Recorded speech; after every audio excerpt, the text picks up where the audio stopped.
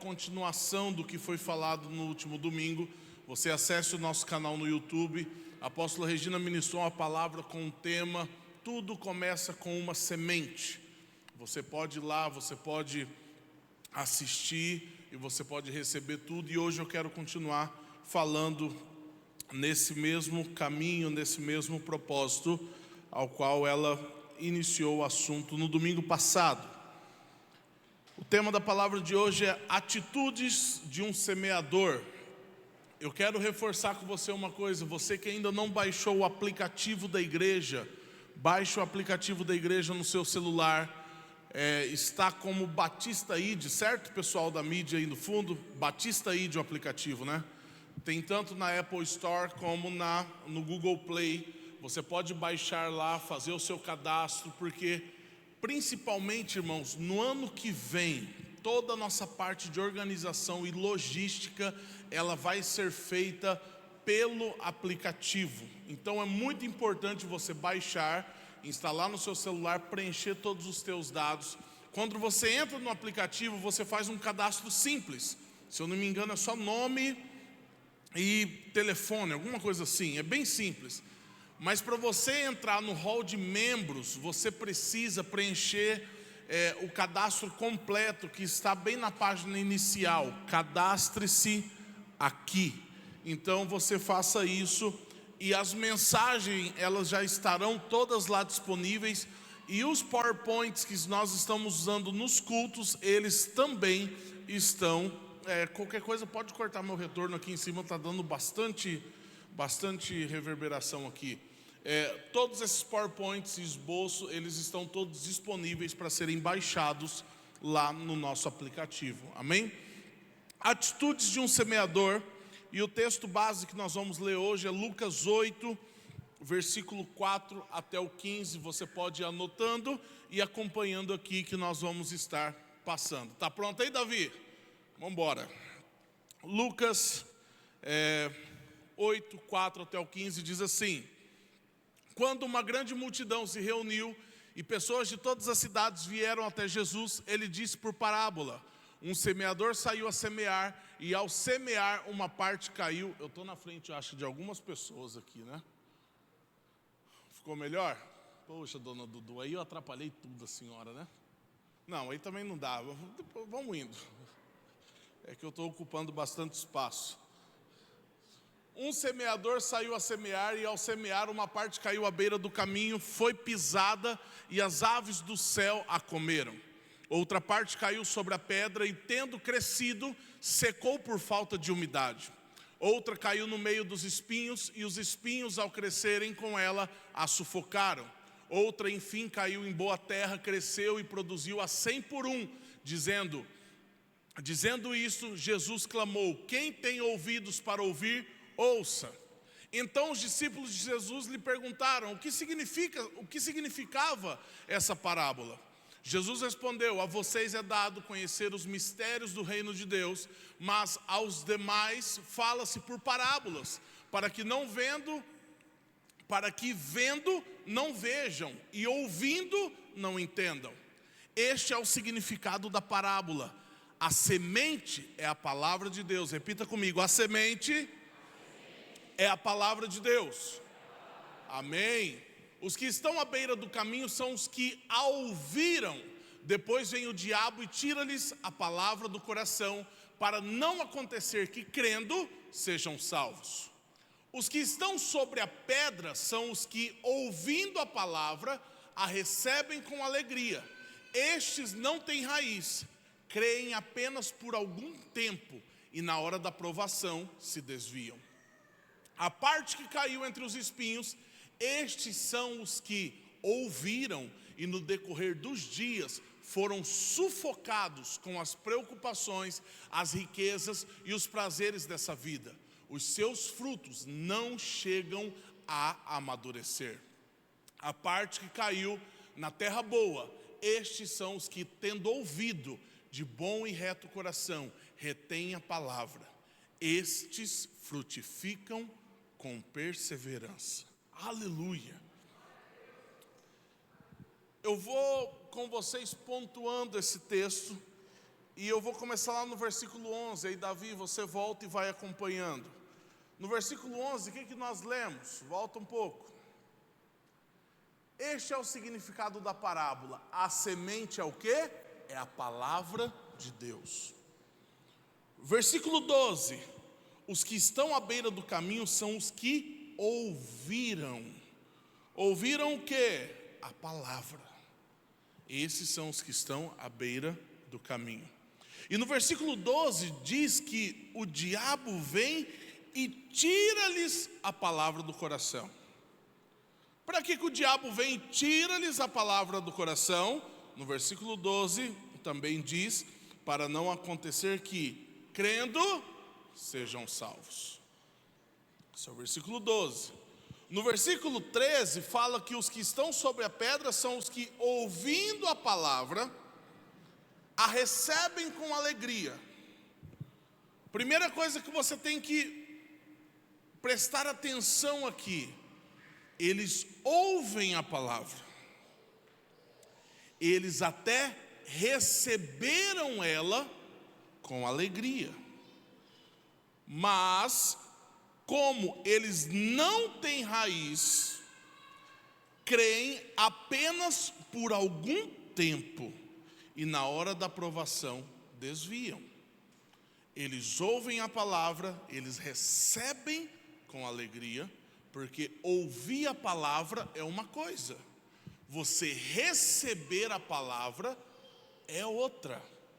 Então eles ouviram, receberam com alegria, mas diz que como eles não têm raiz, creem apenas por algum tempo e na hora da provação desviam.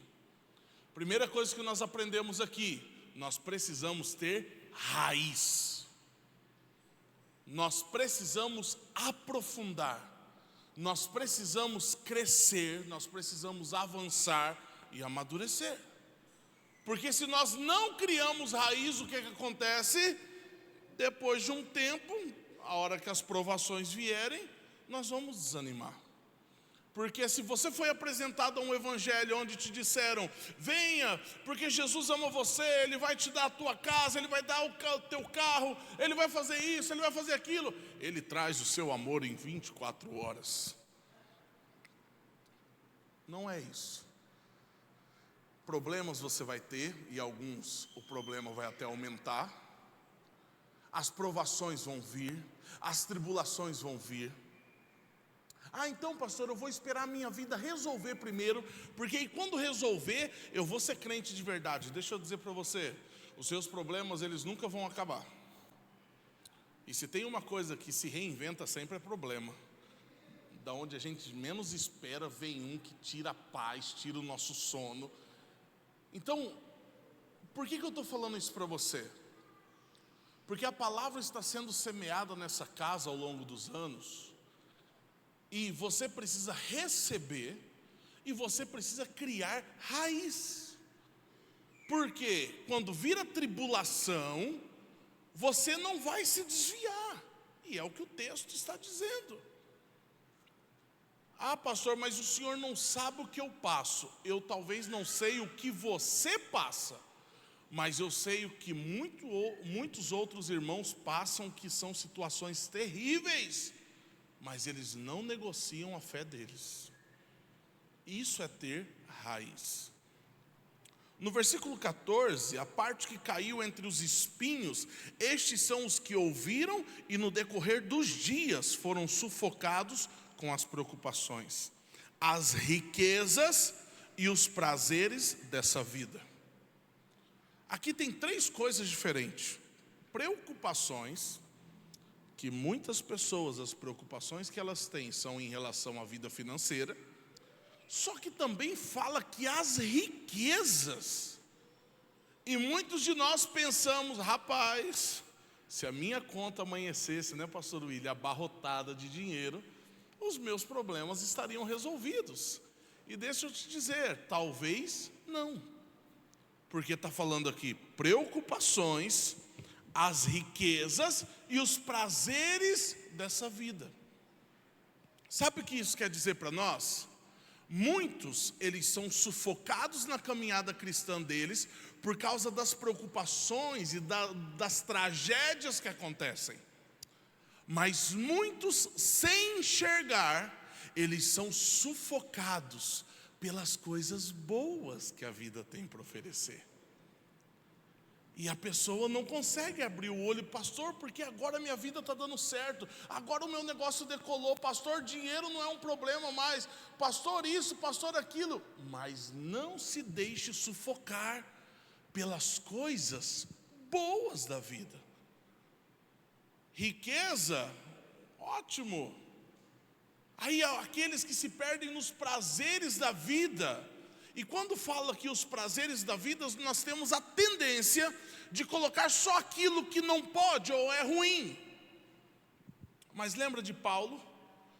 Todas as coisas me são lícitas, mas nem tudo me convém. Se você quer caminhar na sua vida cristã, você precisa entender que existem coisas que são legais, mas que não vai ser para você. Mas da onde na Bíblia que proíbe? Não tem nenhum lugar que proíbe. Mas eu deixo para você decidir se você deve fazer ou não. Porque nos últimos tempos, a igreja, ela tem caminhado por aquilo, pode ou não pode, é proibido ou não é proibido. E ao invés de nós vivermos na graça, nós estamos querendo viver sempre na lei. Tem que sempre estar proibindo algo. Você precisa entender que a graça é o poder de Deus em nós para vencer o pecado. A graça é eu poder fazer, mas escolher não fazer. Pronto. Eu só queria pontuar bem isso porque nós não podemos entender sempre que o que vai me sufocar são os problemas e as coisas ruins. Muitas pessoas se perdem com as coisas boas dessa vida. Deus dá o carro, elas somem. Deus dá a casa, elas somem. Deus dá o trabalho que elas oravam, elas somem, se esquecem do Senhor. Então nós precisamos entender que não é só as preocupações, as tragédias ou as coisas ruins, mas as riquezas e os prazeres da vida, que nem sempre é algo que não pode fazer, mas é algo que para você não serve. Para você não dá. E você, pela graça, escolhe não fazer. Amém? E o que acontece com esses? Os seus frutos, eu deixei marcado ali, não chegam a amadurecer. Então, são pessoas que elas ouvem, mas ao decorrer do dia elas são sufocadas por essas coisas e os frutos não chegam a amadurecer. E aí tem muitas pessoas em nosso meio que elas estão desanimadas porque elas não veem os frutos na vida delas. E deixa eu dizer para você, talvez você precise abandonar algumas coisas e você precisa alinhar o seu caminho para você começar a ver os frutos na sua vida. E aí, quando falo os frutos não chegam a amadurecer, nós pensamos, o que é maduro, o outro não está pronto, é verde. E aí muitas pessoas estão forçando os frutos delas a serem gerados. Deus me falou que eu serei um missionário às nações. Deus falar é uma coisa, acontecer é outra. E isso pode levar 1, 2, 5, 10, 15, 20 anos. Mas vai acontecer no tempo dele. Vai acontecer no tempo dele. Mas muitas pessoas, elas querem fazer no tempo delas. E algumas, eu já ouvi isso e não estou brincando, elas dizem que elas querem ajudar Deus. E você não ajuda Deus. Você respeita o processo, você segue o direcionamento e no tempo certo os seus frutos vão amadurecer. E no versículo 15 diz: a parte que caiu na terra boa, estes são os que, tendo ouvido de bom e reto coração. Como que eles ouviram? De bom e reto coração. Retém a palavra. Olha as chaves aqui. Eles ouvem de bom e reto coração. Eles retêm a palavra. E o que diz no final? Estes frutificam com perseverança. Estes frutificam com perseverança. Ah, mas eu vou frutificar, então vai estar fácil. Mas no final faz questão de dizer perseverança. Você vai ter que perseverar. Você vai ouvir de bom e reto coração. Você vai reter. E você vai frutificar com perseverança. Então você não vai fazer bico daqui a um mês e você vai dizer assim: ah, mas o Senhor não está ouvindo minhas orações, o Senhor não está fazendo. Você vai perseverar. Ouvir de bom e reto coração, reter e perseverar. E eu quero iniciar com você, eu não vou demorar. Eu falei iniciar agora só para assustar você. Nós precisamos entender uma coisa, irmãos. A palavra de Deus é uma semente que recebemos quando ouvimos o Evangelho. O texto que nós lemos aqui, eles ouviram, eles reteram. A palavra de Deus é uma semente que nós recebemos quando ouvimos o Evangelho. Mas eu quero dizer uma coisa para você. Muitas vezes nós caímos no engano de achar que a palavra, me entenda, por si só, ela vai gerar os frutos que nós esperamos para as nossas vidas. Ainda que ela tenha poder para isso. Sem você fazer nada, os frutos começarem a ser gerados, porque a palavra de Deus é viva, ela é poderosa para fazer. Mas muitos de nós pensamos que ao vir a um culto de domingo e ouvir a ministração, nós vamos colher os frutos e vamos frutificar. Deixa eu dizer para você, não. Vir aos cultos de domingo é uma parte que você faz. Precisamos entender que assim como temos fé para receber a semente da palavra, precisamos ter fé para semear a palavra. Então, você tem fé para receber, amém, aleluia. Mas você tem fé para semear a palavra? Você tem fé para declarar a palavra? Você tem fé para viver a palavra? Você tem fé para falar da palavra onde você for? Você tem fé para viver uma vida em comunidade, lá no seu emprego, lá nas escolas, na faculdade, tendo fé e semeando a palavra?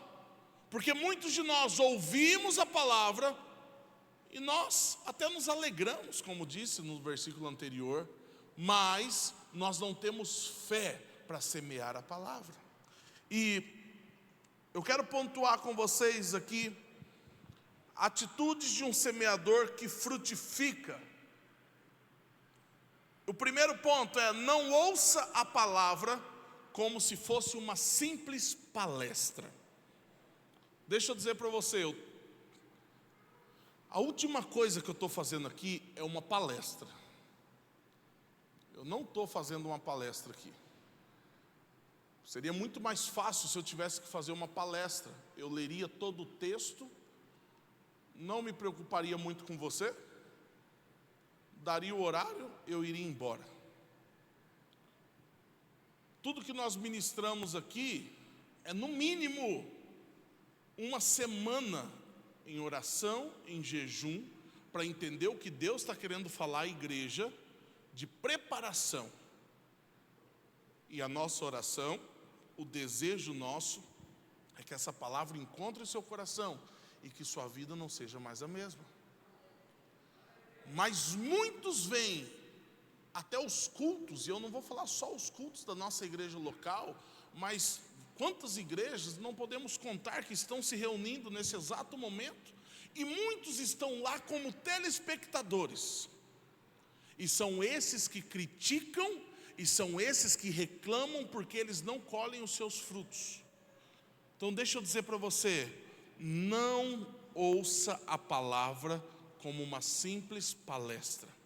Você precisa entender uma coisa: quando a palavra está sendo ministrada, algo está sendo liberado através da palavra. Algo está sendo liberado através da palavra. 2, você precisa ser uma terra fértil para receber a semente. Você precisa ser uma terra fértil. Porque nós lemos, a semente é a palavra. A palavra não tem problema nenhum, a semente não tem problema nenhum. Aonde estava o problema? No solo que recebeu a palavra. Então você precisa ser uma terra fértil. Você precisa receber a palavra com bom coração. Você precisa reter a semente.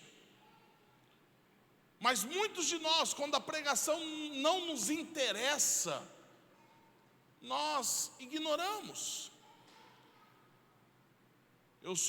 Eu vi quantas vezes os irmãos aqui mais antigos, mais experientes, eles eram do tempo que não existia tablet, nem smartphone. Minha mãe está ali, é desse tempo, eu vi ela fazer muito isso também. Eles anotavam a palavra e o que era ministrado, e ao longo da semana eles meditavam naquilo que era pregado, e eles colocavam em prática aquilo que foi ministrado. Mas hoje nós temos tanta facilidade, a pregação está gravada. Eu posso assistir depois. Eu posso depois fazer isso. Não, depois eu vejo. E a palavra se tornou algo, mais uma, para as pessoas. Mais uma. Eu estava vendo uma pessoa falando sobre as fotos reveladas. Era tão difícil tirar um retrato, meu sogro fala o retrato. Também no tempo dele devia ser aquela máquina que pegava fogo, puf! A pessoa tinha só aquela foto, porque ela ficou cega e não virou nada. Nunca mais ela viu e enxergou nada. Era um sofrimento, mas as fotos que mais impactam a nossa vida até hoje é quando nós pegamos as fotos lá na casa da nossa mãe, da nossa avó, e a nossa foto está lá, na frente da casa de madeira, com a mão para trás, a barriga lá na frente, e o nosso pai com o pé em cima de uma lata de lixo ou alguma coisa, fazendo cara de bravo, e todos os filhos, e ainda fazia escadinha. Aquelas fotos impactam a gente. Mas hoje nós temos o smartphone que tira tanta foto. Nós tiramos foto de tudo, até do louvo a Deus, que tiraram sarro de nós, mestrão. Nós estávamos no acampamento e o bispo Adriano chegou para mim com um louvo a Deus, só que era muito pequeno. Quem estava a uns 2 metros não enxergava ele, e eu e ele nós ficamos ali em volta, abaixado, aquilo outro. Depois que eu pensei, eu falei, alguém deve estar vendo e vai falar, o que esses caras estão fazendo? Mas não deu outra. Ontem na fogueira a música tocando, e nós cantamos Além do Rio Azul, as ruas são de ouro e de cristal. Ninguém morreu, viu, irmãos? É só que a gente estava bem feliz mesmo. Um irmão chegou em mim assando marshmallow, na verdade botando fogo no marshmallow. Nosso povo assando marshmallow não deu muito certo não. Acho que da próxima vez tem que ser linguiça toscana, vai dar certo. Costela, da próxima vez nós vamos fazer um marshmallow padrão. O irmão chegou em mim e falou bem assim, você estava fazendo o que aquela hora? Eu falei, que hora? Ele falou, você estava tudo pertinho, o negócio. Eu falei, era um louvo a Deus. E virou as costas, saiu fora. Hoje nós tiramos fotos de tantas coisas, mas deixa eu falar para você, qual que foi a última vez que você parou para ver uma foto do aniversário do ano retrasado que você fez dos seus filhos ou tudo mais? Não se vê mais, porque é uma facilidade tão grande. E vai ficando, o máximo que acontece é o Google Fotos te mandar uma lembrança, falando, há 3 anos atrás, há 5 anos atrás. E é tão legal que de vez em quando eu vejo, falei, aonde eu estava e o que eu estava fazendo aqui? você nem lembra, mas antes, as fotos, nossa, se você chegar lá para sua mãe, para sua avó e perguntar, essa foto aqui, esse dia era um dia chuvoso, aonde aconteceu isso, aquilo outro, porque ela reteve as memórias daquele momento, ela absorveu aquilo, ela sabe o preço daquilo.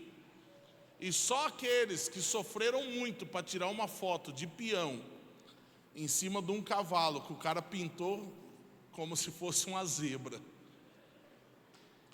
e chovia de vez em quando, e a zebra, a configuração gráfica dela ficava bem difícil. E minha mãe um dia pagou para tirar uma foto minha em cima de uma zebra. Vocês dão risada, vocês não viram a foto, mó peãozão brabo de Barreto aí, vocês estão por fora. Mas tem uma memória aquilo. Vocês ficam dando risada, mas vocês devem ter umas fotos também, que é só Jesus na causa. Tem umas fotos terríveis que a gente tem, mas criou-se memórias. Por quê? Nós experimentamos aquele momento, nós vivemos ele. A palavra, ela tem que ser muito mais ainda. Você tem que ouvir ela, anotar, colocar em prática para você daqui 3 anos. Olha, teve uma vez que fulano pregou tal palavra e aquela palavra mudou a minha vida. Irmãos, é tão bom isso. Esse dia eu estava conversando com o irmão, acho que foi o Ed. O Ed me mandou uma mensagem sobre uma pregação que eu preguei, que nem eu lembrava. Mas ele mandou para mim bem assim: naquele dia que o Senhor pregou sobre isso, falou isso,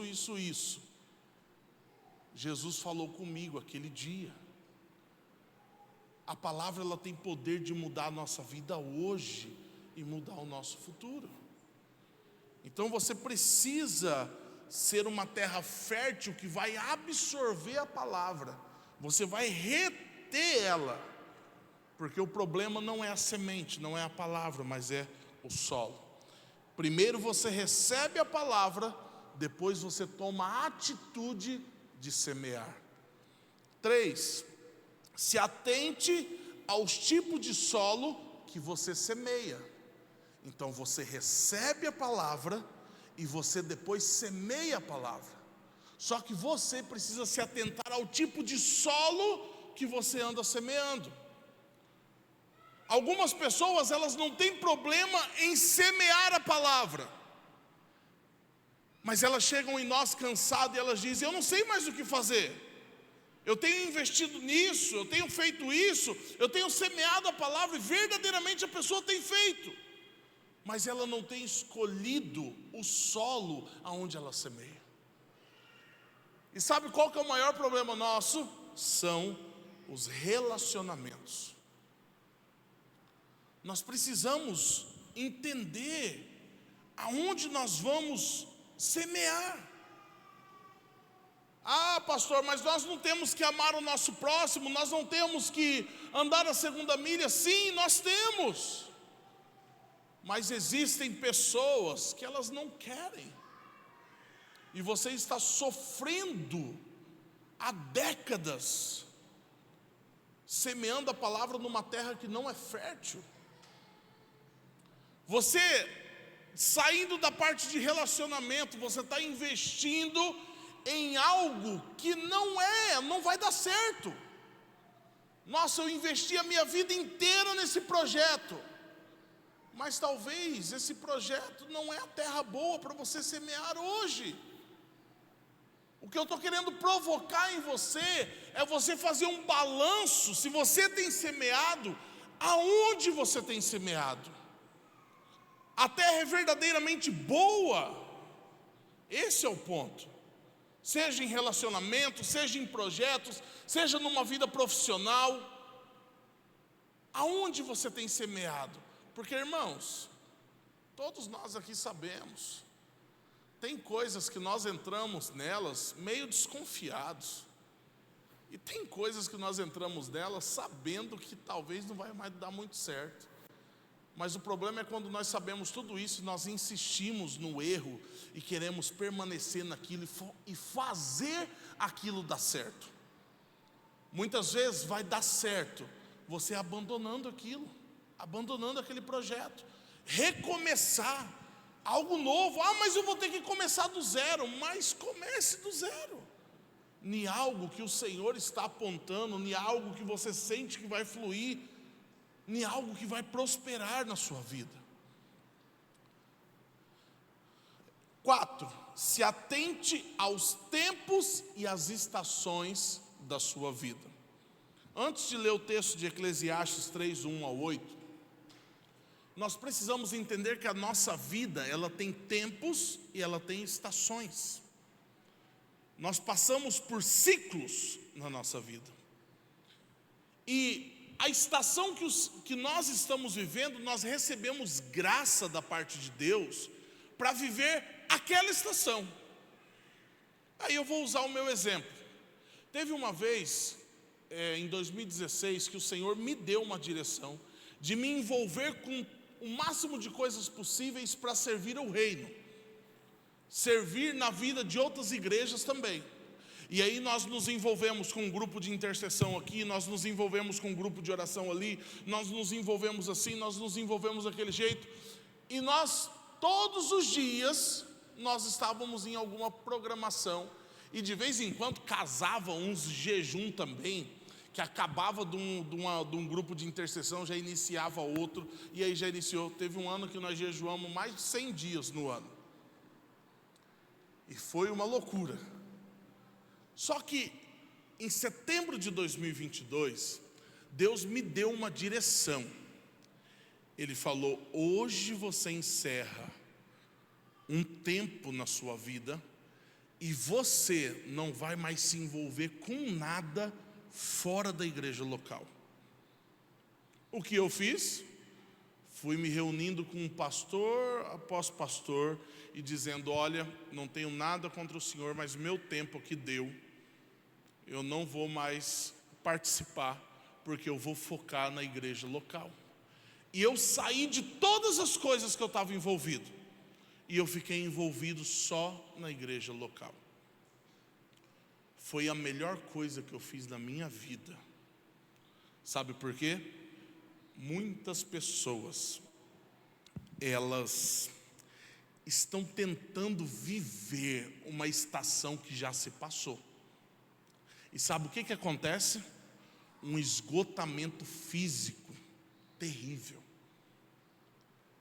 Muitas pessoas chegam até nós: eu estou cansado, pastor, eu estou sobrecarregado, pastor, eu não sei o que eu faço, mas eu estou cansado. E hoje a minha pergunta que eu faço para você: você está vivendo a estação certa? Você está vivendo a estação certa? Porque talvez você recebeu uma graça para viver uma outra estação, e você está tentando viver, e o pior, nós tentamos viver as coisas do passado. Existem coisas nas nossas vidas que elas têm um fim, acabou, foi bom, nós vamos lembrar. Mas existem pessoas que são presas às coisas do passado. Tempo bom era aquele mesmo. E é igual aquele tempo não existia. Tá bom, meu irmão, foi bom, mas avance, porque senão você vai se esgotar.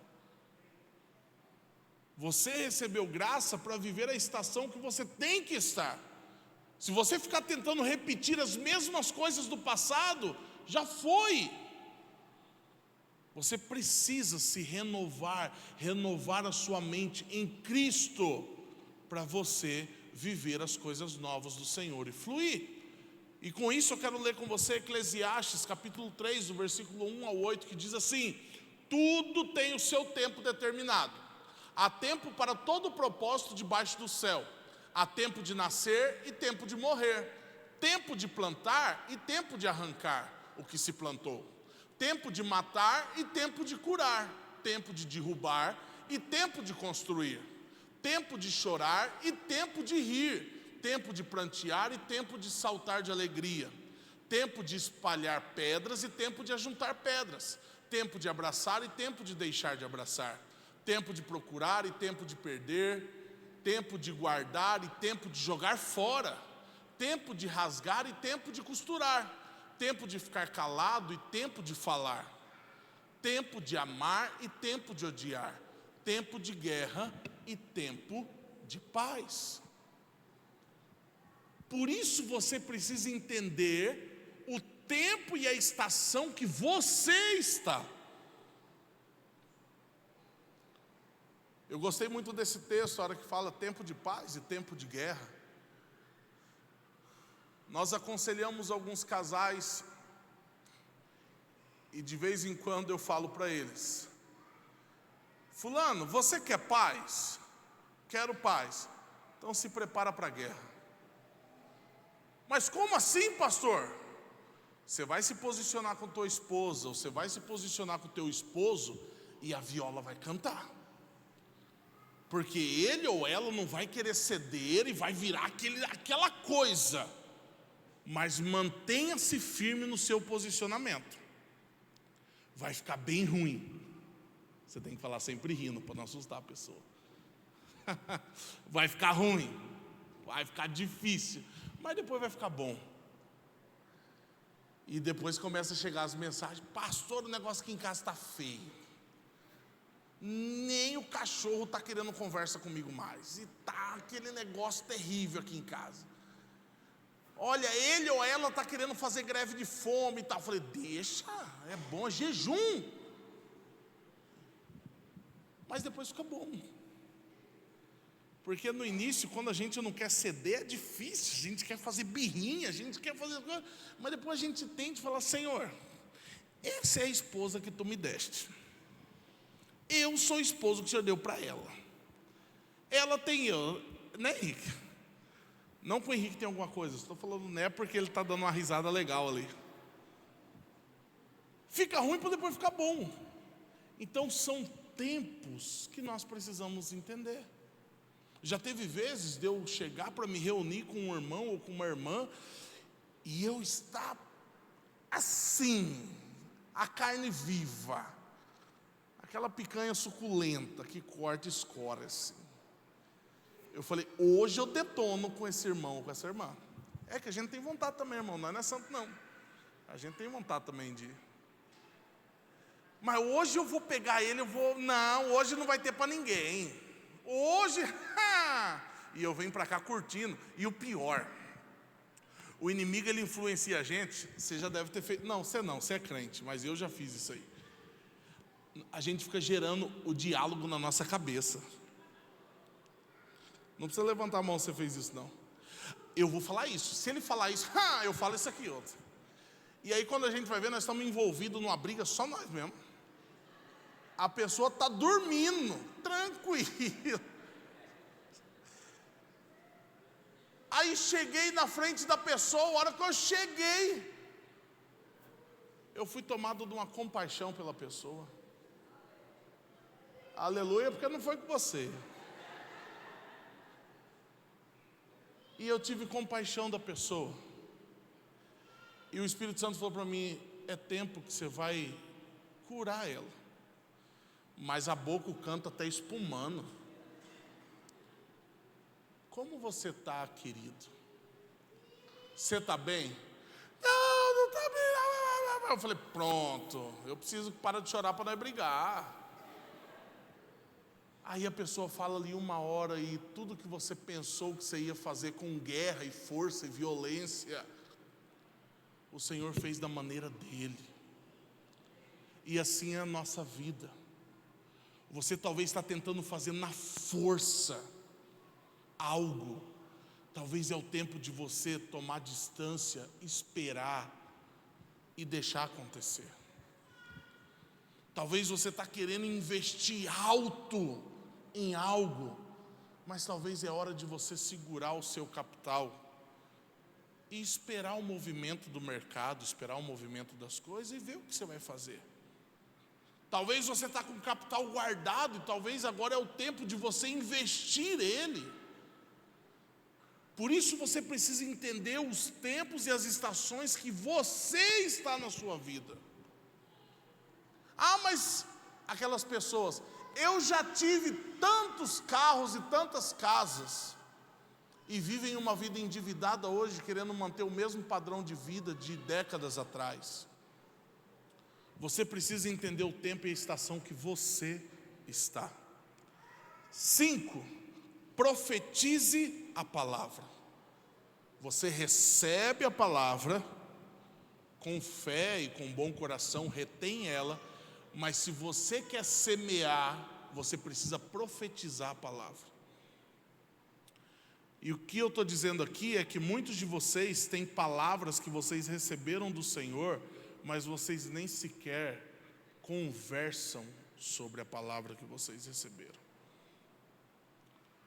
Muitos têm palavras, profecias que receberam da parte do Senhor, mas nem se lembram, quanto mais profetizar. Então o que você precisa entender? A palavra que sai da nossa boca, a palavra de Deus, quando sai da nossa boca, ela tem poder para criar e transformar as coisas. Quando sai a palavra de Deus da sua boca, tem poder para isso. É uma cura, declare a cura. É uma provisão, declare a provisão. Você está com medo? Declare: eu sou forte e corajoso. Ah, eu estou fraco. Diga ao fraco: sou forte. Você declara as verdades da palavra. Aí, depois você vai ler em casa, eu acho que é Tiago capítulo 3, fala sobre frear a língua. E deixa eu dizer para você, cuidado com o que tem saído da sua boca. Cuidado. Talvez da sua boca não saia a palavra: eu estou com ódio, eu estou com raiva, eu detesto, eu amaldiçoo, eu não perdoo. Palavras duras. E você está plantando isso. Você vai colher isso em proporção muito maior. Cuidado com o que você anda falando lá na sua casa, onde não tem nenhum irmão da igreja. Cuidado com o que você fala lá no teu emprego, onde está só os teus colegas que não vêm aqui. Cuidado. Porque aquilo que nós falamos tem poder, mas nós usaremos a nossa boca para declarar a palavra de Deus e as verdades que estão nela. 6, perseverando, sabendo que uma das formas de semear a palavra de Deus em nossas vidas é falando.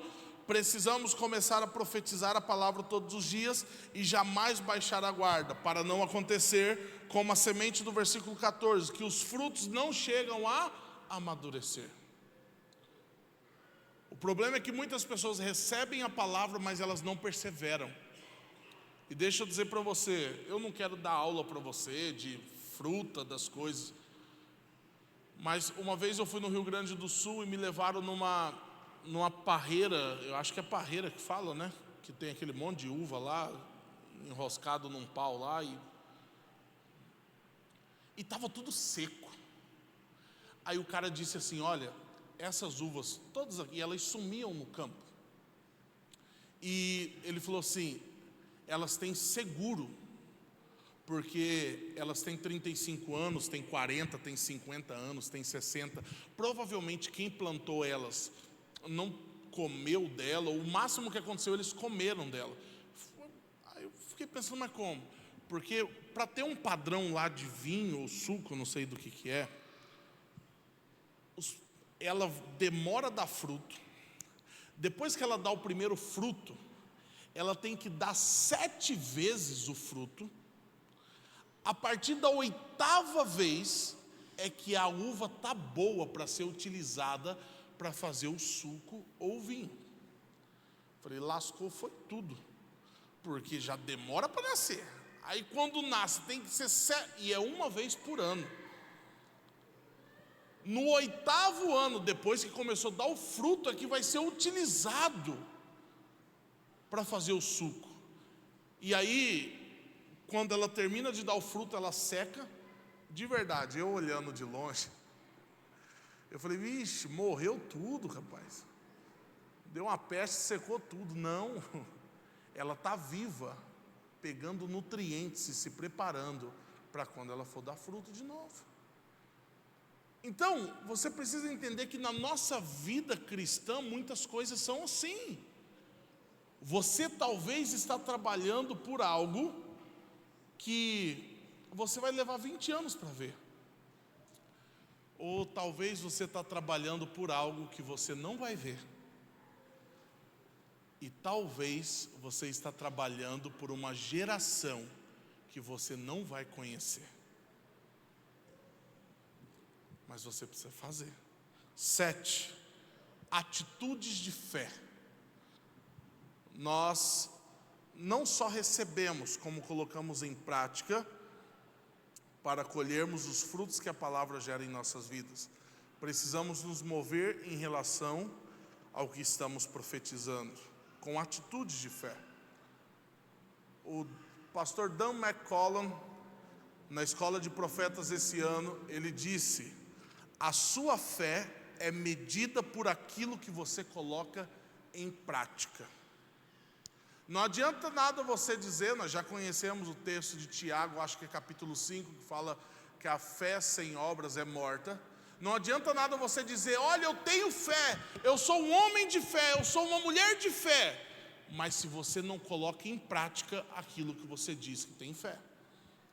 Então a maneira de você medir a sua fé é por aquilo que você coloca em prática. Simples assim. Então, se você tem fé, mostra que você tem fé. E aí eu digo para você, é comprar um carro? O que você tem feito a esse respeito? Você tem poupado? Você tem feito uma carta de crédito? Você tem procurado saber qual que é o valor que está hoje a taxa de um financiamento? Você tem pelo menos ido a uma loja ou uma concessionária saber qual carro você vai querer e você tem feito essa pesquisa? É construir. Você já procurou saber quanto que está o milheiro do tijolo? Você já procurou saber mais ou menos em média quanto que se gasta para construir uma casa de 50 metros, 72 metros, 92 metros, 150 metros quadrados? Você já procurou mais ou menos saber? Você já procurou saber se tem linhas de crédito para construção? Estão financiando 80%, 50%, 40% da construção? Como que está isso? Ah, Deus falou para mim que eu vou ser um missionário. Você já tirou seu passaporte? Você já procurou saber quanto custa para tirar um passaporte? Aí eu fui inventar esses dias, fazer o passaporte. Rapaz, eu vi que tinha um monte de pendência minha, nem o negócio do quartel eu tinha. E o medo que deu, já pensou? Eu agora, mestrão, você não pegou? Você vai servir agora. Eu ia chorar em 7 idiomas diferentes, irmão. Fui movimentar para fazer. O que você tem feito? Quais são as atitudes de fé que você tem feito? Eu quero construir. O irmão Rodrigo está lá. Vai começar a construir agora, final do ano.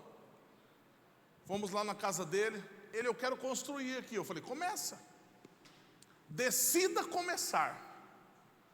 Irmão, na outra semana um irmão arrumou uma máquina que nivelou o terreno. Aí na outra semana ele já ganhou cimento. Aí depois ele já ganhou tijolo. Aí depois ele já ganhou isso, já ganhou aquilo outro. Porque ele decidiu começar. É por fé, é atitudes de fé. 8. Jesus não pode operar milagres onde há incredulidade. A palavra está sendo semeada e nós precisamos estar preparados para aquilo que estamos prestes a viver, através da fé, perseverança e atitude.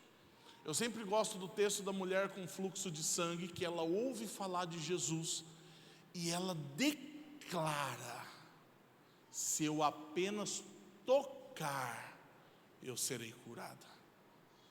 Ela declarou antes, mas ela ficou em casa? Não, ela foi até ele. e ela tocou na orla do manto dele. Então muitos de vocês estão aqui, não, eu creio que a minha vida vai ser isso, vai ser aquilo outro. O que você tem feito a respeito? Você acha que vai acordar e você vai estar lá com 300 bitcoins na sua carteira? Você vai procurar saber como que é, você vai investir, você vai atrás. Você declara, mas você levanta da cama e vai atrás, com atitude de fé. 9, e último ponto, não tenha medo de semear. Os músicos podem subir para parecer que está acabando, mestrão. Começa a tocar, já fica, o pessoal já vai achar que está acabando. Eu quero encerrar com vocês falando sobre ter medo de semear. Isso foi uma das discussões no nosso microgrupo de discipulado.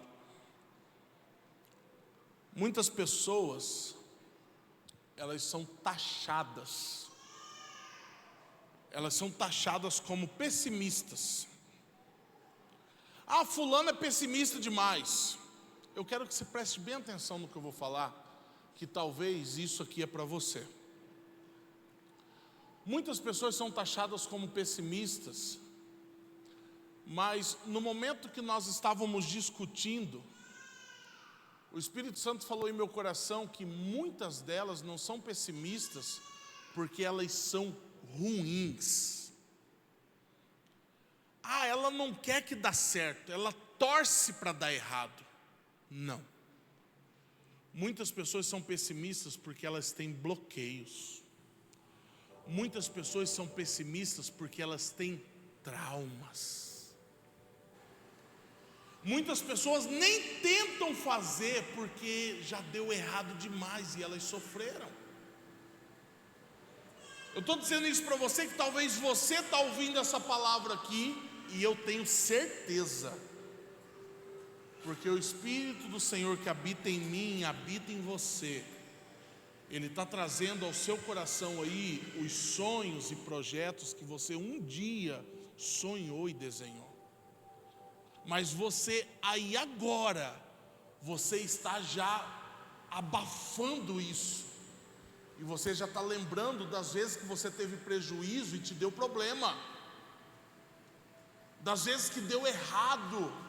Você aí está querendo abafar o que o Senhor está querendo ressuscitar hoje na sua vida. Hoje.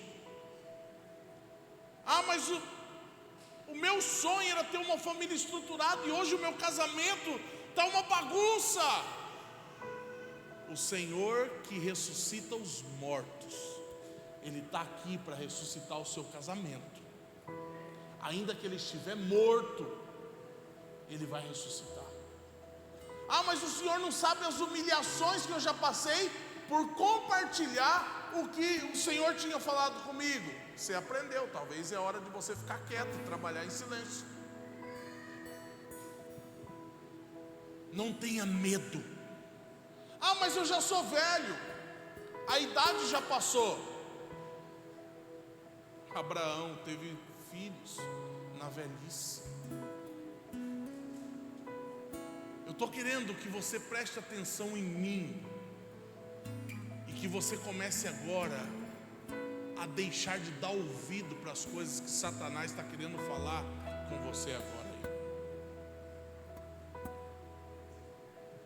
O Senhor quer ressuscitar os sonhos e projetos aqui nessa noite.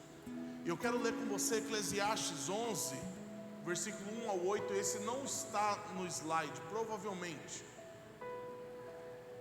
Quero que você leia comigo com atenção esse texto. Eclesiastes 11, do 1 ao 8. Lança o seu pão sobre as águas, porque depois de muitos dias você o achará.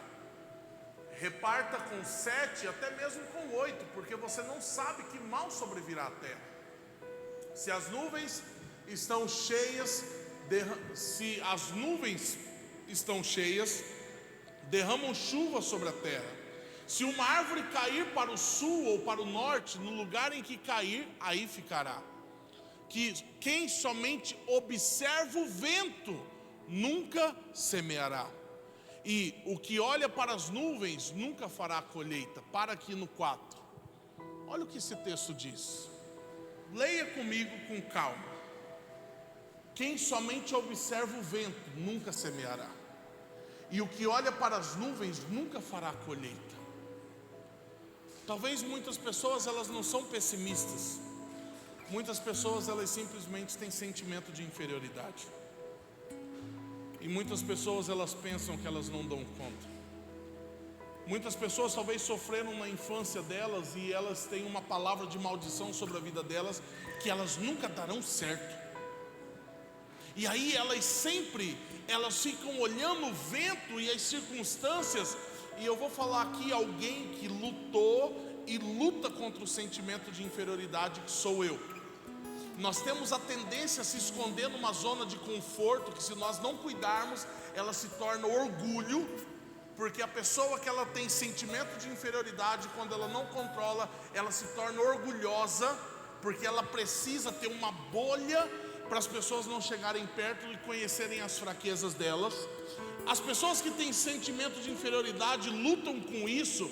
Elas ficam esperando as situações ficarem confortáveis para ela dar o próximo passo. Então eu, quando lutava contra o sentimento de inferioridade, para mim falar em público ou para mim se relacionar, eu esperava o ambiente estar confortável para mim. Então, se lá naquele grupo de pessoas que se reuniu, tem pessoas ali que eu não me sinto bem e eu tinha medo, eu não me envolvia. Aí Deus falava comigo um projeto ou algo para mim fazer, mas como eu ficava inseguro, com medo de dar errado, eu falava, não, eu vou esperar o tempo certo para fazer. E aí as circunstâncias, elas nunca ficavam do jeito que eu estava esperando, porque o problema estava em mim. E aí você fica somente observando o vento. Ah não, agora se o vento for assim, não, agora se for desse jeito, não, se for daquele jeito, não. O que fala? Nunca semeará se você ficar olhando só o vento. E o que olha para as nuvens nunca fará colheita.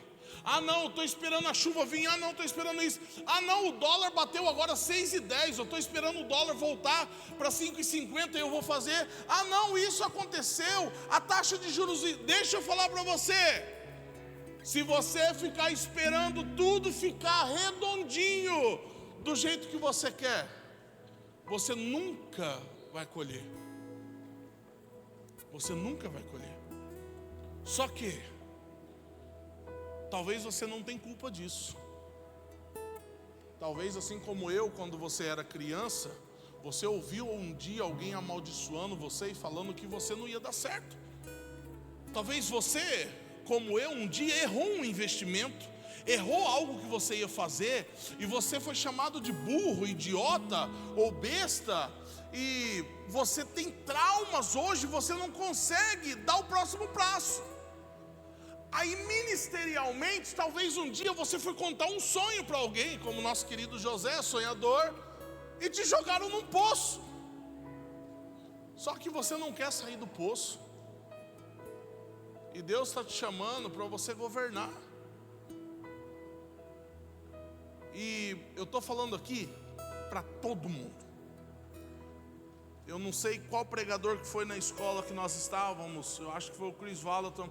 Ele disse assim: se você tem mais de 40 anos e não tem do que se arrepender, ou você não tem do que mudar, você entendeu tudo errado o Evangelho. Porque muitas vezes nós pensamos, conforme a idade vai passando, nós não precisamos mais alinhar algumas coisas nas nossas vidas. E deixa eu dizer para você, talvez você está agora com 30, com 40, com 50, 60, 70 anos, e você está prestes a viver os melhores tempos da sua vida. Basta você se posicionar em fé. Versículo 5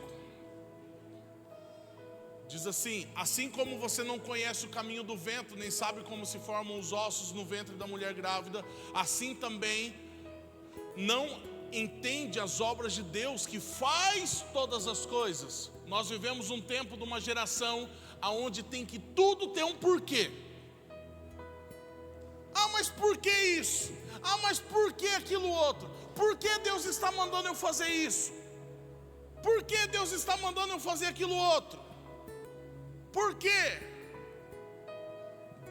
Não coloque Deus contra a parede, querendo que, ainda que você não acha que você consegue botar Ele contra a parede, mas muita gente tem colocado Deus contra a parede, exigindo um porquê.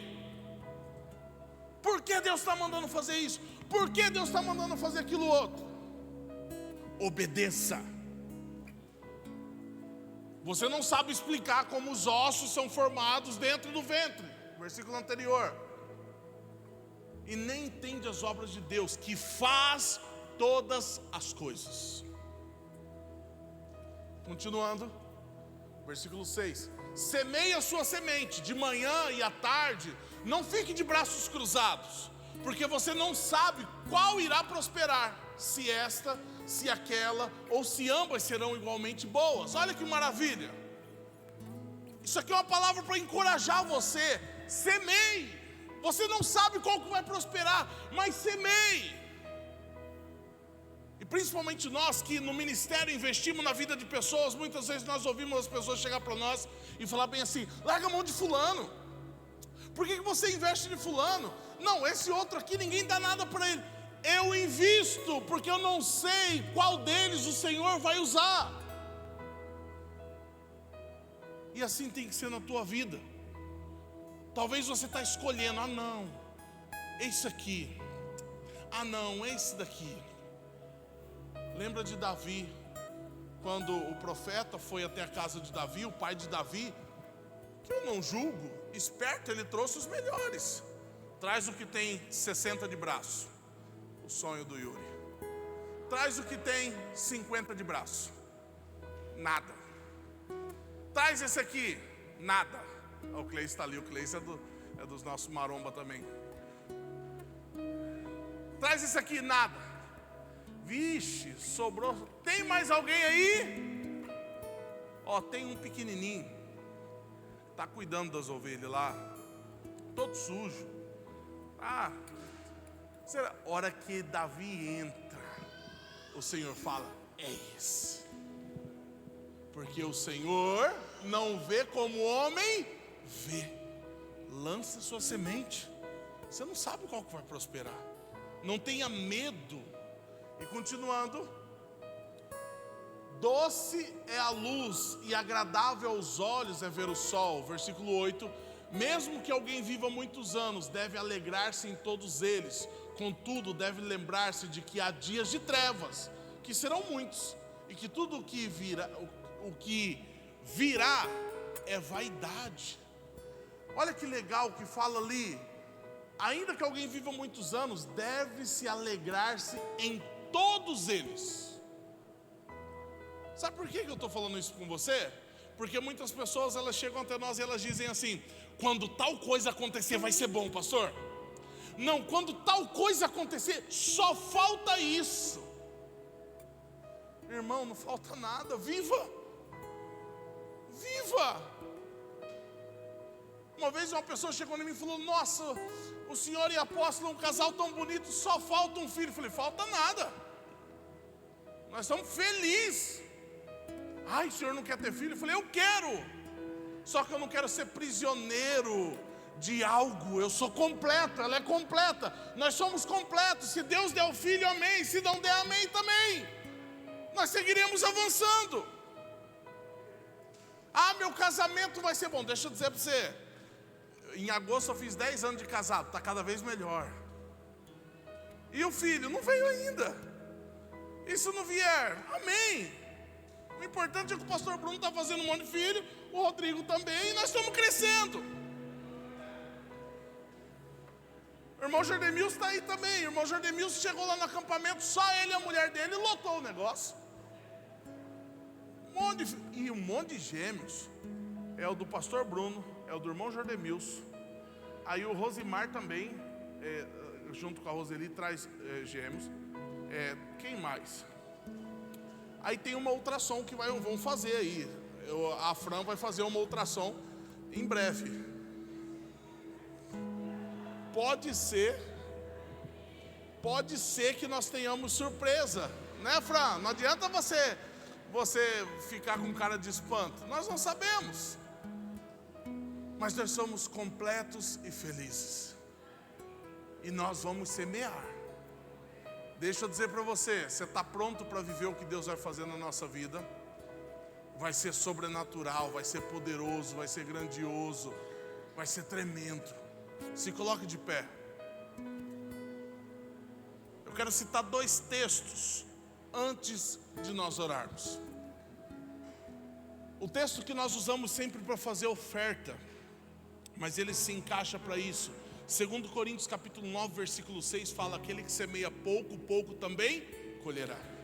Deixa eu dizer para você, se você não começar a semear hoje, você não vai ter o que colher.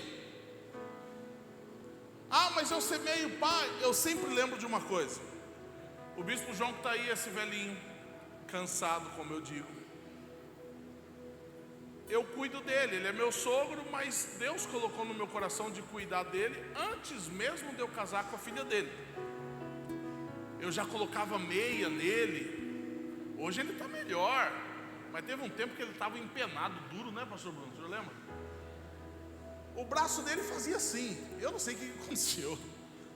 Aí nós tínhamos que colocar a camisa, aí a meia a gente colocava, era eu e o pastor Bruno. Aí eu casei com a Regina. Aí eu continuei cuidando dele, aí eu ajudo levando ele no médico, tira sangue, tira isso, tira aquilo outro. E aí um dia ele pegou e falou para mim bem assim: Henrique, eu já vi muitos velhinhos terminarem a vida deles sozinhos, sem ter ninguém que cuida deles. Mas é porque na vida deles, eles nunca plantaram cuidar de alguém mais velho. Só que uma coisa eu tenho certeza, Henrique: você não vai terminar os seus dias sozinho, sem ninguém cuidar de você. Falei: por quê? O senhor está querendo que eu fique velho logo? Ele falou: também. Só que ele disse: porque o que você está plantando na minha vida, você vai colher na sua. E como você cuida de mim hoje, alguém vai cuidar de você também quando você precisar. Então 2 Coríntios capítulo 9, versículo 6 diz que aquele que semeia pouco, pouco também colherá. E a minha pergunta para você é: o que você tem plantado? Não adianta você abrir a janela ali esperando colher algo se você não plantou. E o último texto que eu quero ler antes de nós orarmos, os pastores podem vir, todos os pastores da casa podem vir aqui na frente, que essa noite é uma noite de cura, é uma noite de restauração e é uma noite de ressurreição. Salmo 126, versículo 1. E esse texto, olha como que nós somos uma comunidade profética. Há uns 2 anos atrás, esse texto nós falamos dele o ano inteiro. Nós cantamos sobre ele, nós dançamos sobre ele, nós pregamos sobre ele, nós falamos dele. E nós mal sabíamos o que Deus faria. E Deus fez. E olha o que diz Salmo 126, do 1 ao 6. Quando o Senhor restaurou a sorte de Sião, ficamos como quem sonha. Então a nossa boca se encheu de riso e a nossa língua de júbilo. Então entre as nações se dizia: grandes coisas o Senhor tem feito por eles. De fato, grandes coisas o Senhor fez por nós, por isso estamos alegres. Restaura, Senhor, a nossa sorte como as torrentes do Neguebe. Os que com lágrimas semeiam, olha, presta atenção nisso. Os que com lágrimas semeiam, com júbilo ceifarão. Deixa eu dizer algo para você: não é porque você está chorando agora, enquanto você está plantando, que você não vai colher com júbilo. Você não pode parar de semear. Ah, mas o meu pai ou a minha mãe, o senhor não tem noção. Se você continuar declarando e semeando, você em breve vai se alegrar com eles aqui. E continuando o texto diz: quem sai andando e chorando enquanto semeia. Muitos de vocês devem estar pensando aí: esse pastor não sabe o que eu sofro. Mas a palavra diz que quem sai andando e chorando enquanto semeia, voltará com júbilo, trazendo os seus feixes. Próximo. É só até o 6, né? É só até o 6. Mas o que eu quero fazer nessa noite? Eu não vou fazer nada. Quem vai fazer vai ser o Senhor. Se essa palavra de alguma forma falou com você, e você é uma dessas pessoas que eu descrevi aqui, que sofre com sentimento de inferioridade, e isso tem gerado em você uma pessoa pessimista, que você não acredita que as coisas darão certo para você. Você não acredita que o Senhor fará ainda outra vez. Pastor, quando eu recebi essa palavra foi há 20, 30 anos atrás, e hoje eu já sou avançado em dias. Eu tenho artrite, artrose, sinusite, labirintite, pressão alta. Não importa. O Senhor, se precisar, Ele te dá um órgão novo hoje, aqui.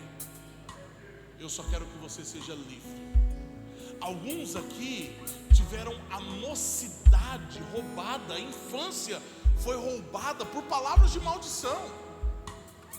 Alguns aqui tiveram relacionamentos abusivos e sofreram no casamento, ou com o pai ou a mãe dentro de casa. Alguns foram abandonados e foram criados pela avó, pelo tio. E a maioria das pessoas que passam por isso, elas nunca têm o sentimento de pertencer e de estar numa casa onde ela possa chamar de minha casa. Essas pessoas, elas vivem e elas se sentem sempre como algo estranho nos lugares. E talvez você foi criado assim, pela avó, pela sua tia, pelo seu tio, e você nunca sentiu aquele amor do pai e da mãe. Deixa eu dizer para você, você precisa liberar perdão, e você precisa ser livre para você prosperar. Você precisa ser livre para você avançar. E se isso de alguma forma falou com você, eu gostaria que você viesse até esses pastores que aqui estão. Vamos espalhar melhor. Os irmãos vão apagar as luzes. Você não precisa ter vergonha. Os músicos vão estar adorando, e nós vamos fazer como nós fizemos, eu não lembro quando, alguns dias atrás. Nós vamos formar fila. Você já pode vir procurar um pastor, já pode chegar. Isso, vamos vindo mais rápido. E você fale o que você... Rapidinho, antes de orar. Rapidinho, aqui, antes de orar. Aqui, não ora, calma. Aqui, peraí, não ora.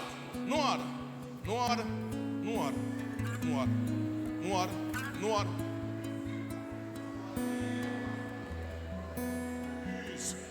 O botão do pause estava... Vocês que estão vindo até aqui, vocês vão falar, sem pressa, pastores. Vocês vão falar o que vocês querem que orem. Presta atenção, pastora.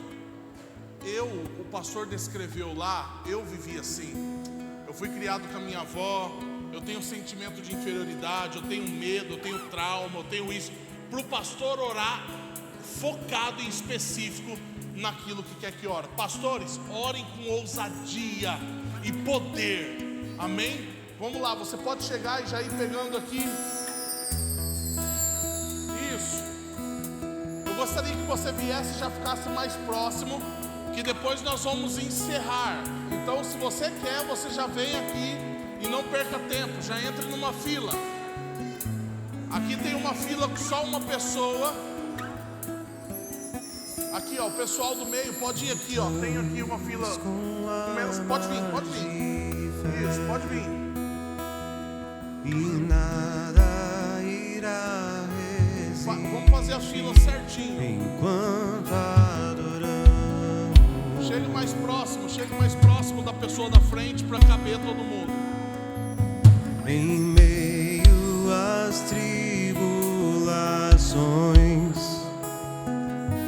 o nosso Deus é vencedor, nós o adoramos. Isso, comece a adorar. Você que está aí no seu lugar, comece a tomar posse. Vitorioso és, na tempestade estás, teu nome infalível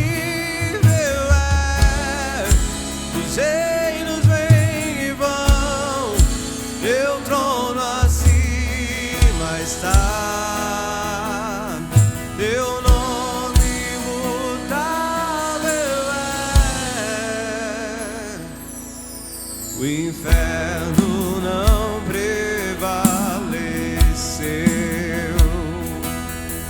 e nada irá me impedir, eu te adorarei.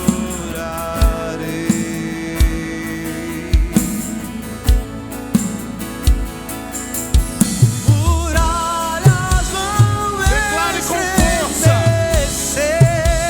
Declare com força. cadeias irão se romper enquanto adoramos. Declare. Vitorioso és, na tempestade estás, teu nome infalível é, os reinos vêm e vão, teu trono acima está, teu nome imutável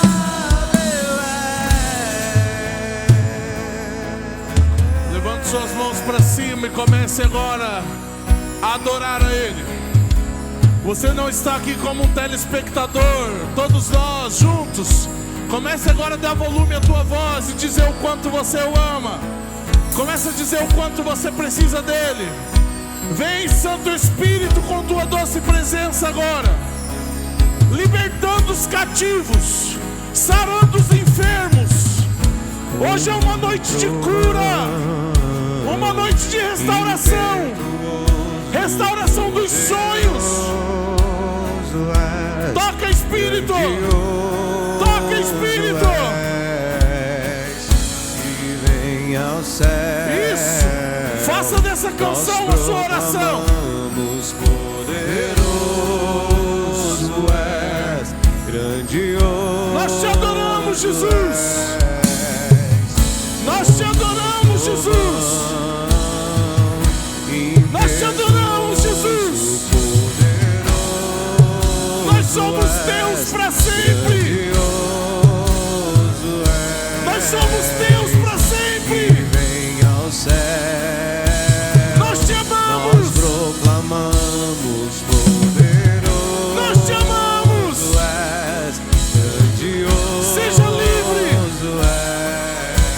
És como Seja livre.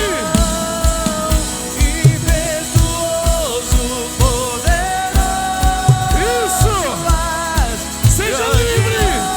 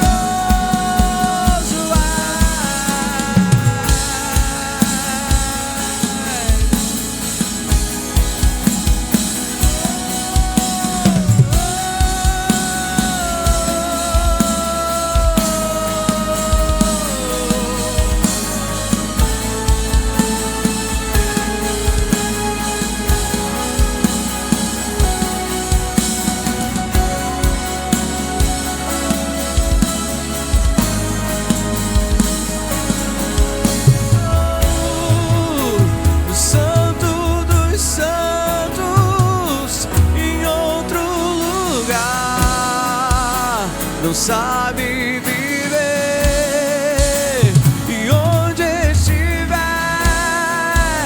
clama pela glória, a glória de Deus.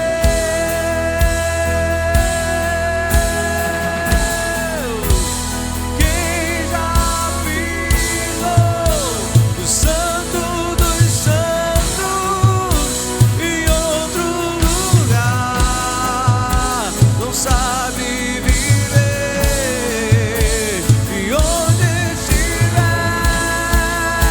clama pela glória, a glória de Deus.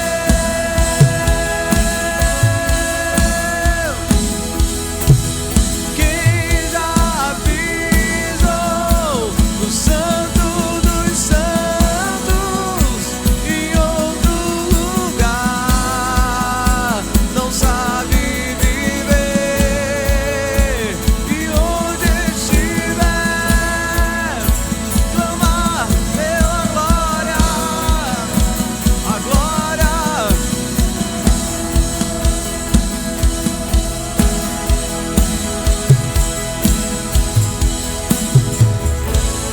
Eu me rasgo por inteiro, faço tudo, mas vem novamente. Eu mergulho na minha ardente, mas peço que oh Deus, eu me rasgo por inteiro, faço tudo, mas vem novamente. Eu mergulho na minha ardente, mas peço que tua presença aumente. E se eu passar pelo fogo, não temerei, na tua fumaça de glória eu entrarei longe do santo dos santos, não sei mais viver.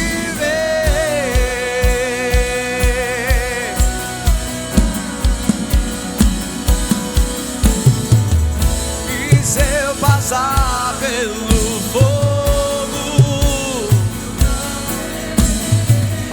na tua fumaça de glória eu entrarei longe do santo dos santos, não sei mais viver. Quem já pisou? Quem já pisou no Santo dos Santos em outro lugar não sabe viver. E onde estiver, clama pela glória, a glória.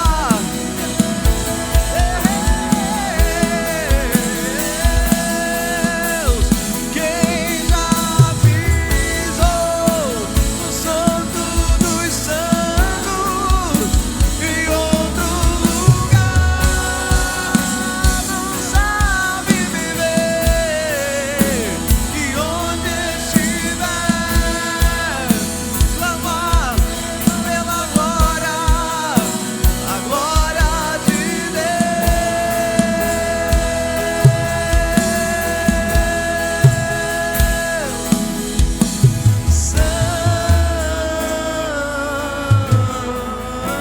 Dê volume à sua voz e declare santo.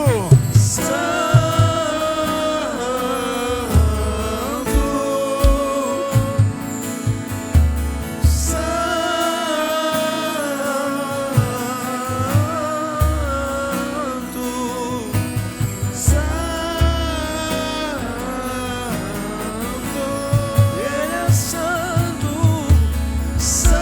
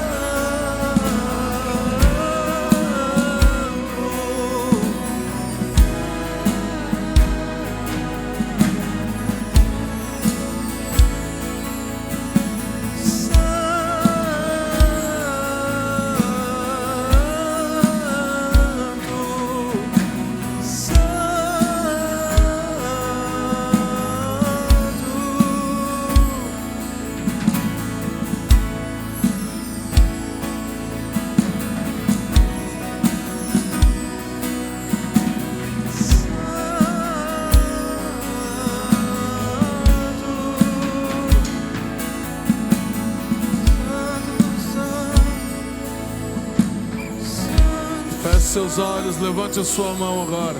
Santo, Deus, em nome do Senhor Jesus, eu apresento cada um dos teus filhos que aqui estão. O Senhor sonda, sabe e conhece o coração de cada um deles. O Senhor sabe quais são as dificuldades. O Senhor sabe quais são os medos. O Senhor sabe quais são os traumas. Assuntos que é difícil até para eles falarem. Mas o Senhor os criou para a liberdade. E hoje, pelo poderoso nome de Jesus, as correntes caem ao chão. O sentimento de inferioridade cai ao chão. A depressão cai ao chão. Pessoas que sofrem com crises de ansiedade constantemente são libertas agora pelo poderoso nome de Jesus. A partir de hoje você não vai ter mais crise de ansiedade. Pessoas que têm dificuldade em se relacionar por causa de bloqueios, traumas, sejam curadas agora em nome de Jesus onde você está.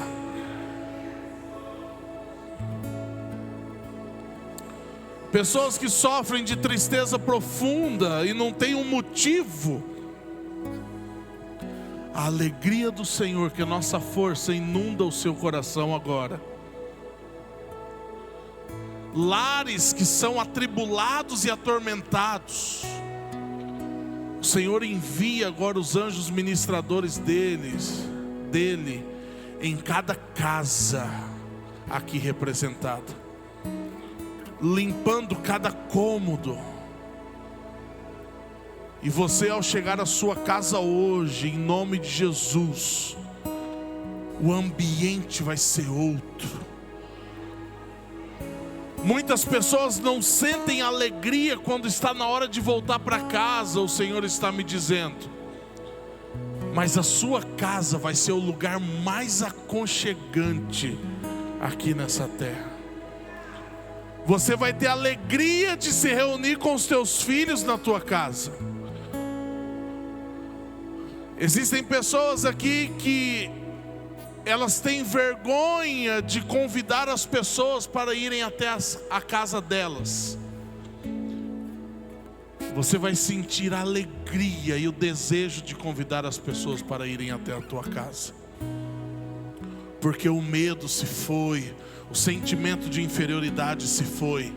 E você vai ter a alegria de ouvir testemunho das pessoas falando: olha, depois que eu fui na sua casa, eu fiquei tão bem. E a sua casa será chamada casa de milagres. Eu profetizo que cada casa aqui vai ser chamada casa de milagres, casa de bênçãos. Deus, em nome do Senhor Jesus, foi para a liberdade que o Senhor nos chamou. Eu profetizo liberdade sobre a vida dos teus filhos que aqui estão. Eles semearão como nunca antes, e eles colherão como nunca colheram antes. Aqueles que estão em nosso meio e precisam de uma provisão da parte do Senhor, de uma cura física ou de um sinal, que esse sinal venha ainda hoje, e que eles saibam que é o Senhor agindo na vida deles.